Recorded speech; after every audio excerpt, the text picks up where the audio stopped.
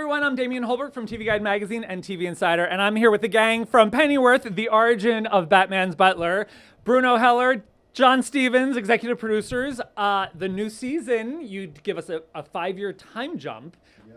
What is different about this new season? Sex, drugs, and rock and roll, I would say. That's what happened. Oh. Sex, drugs, rock and roll, and microphones. Well, we had some sex, drugs, and rock and roll in the last 2 seasons. Yeah, but we're moving forward in time, so we're moving from a kind of 50s world through a 60s world. We're now in the 70s, I guess you'd say, and that's when things start going a little crazy. Okay.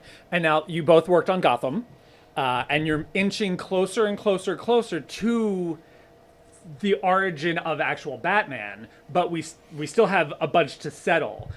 Where do you see this story? How close do you think you can get us to baby Bruce Wayne, at least?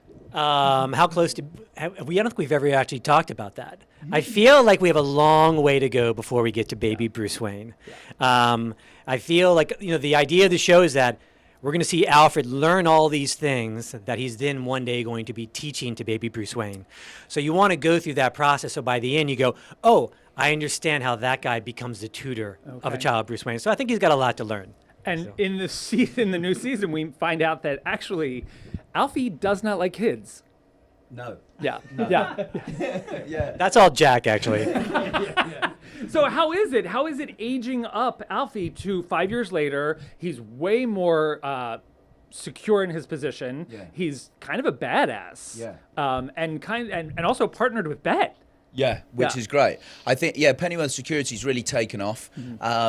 He's sort of, everything he set out to do seems to have come to fruition, really, and he's enjoying the 70s. He's got his flares on, he's loving it. He's hanging out with a bunch of drugged out hippies. Yeah. Yeah. And also dealing with some people with enhancements, the PWAPs. Yeah.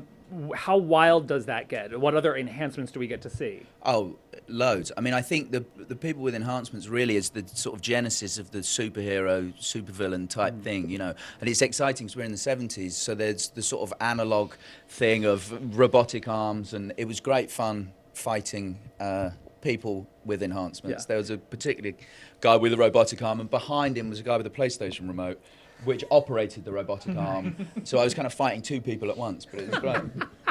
And now Bat Daddy. Yes. So when we come back, he is knee deep in domestic bliss almost. He's a real daddy. He's a total daddy. Yeah. But also introducing a character to the Bat family that maybe we didn't expect to see. That's right, little Samantha. Yeah. How is he adjusting to life as a father and husband? Well, I guess if the first 2 seasons were him wrestling with, his moral conscience, working out how he feels about working for the CIA, being forced to do stuff that he didn't want to do, he's on the straight and narrow as a family man, or attempting to be on the straight and narrow.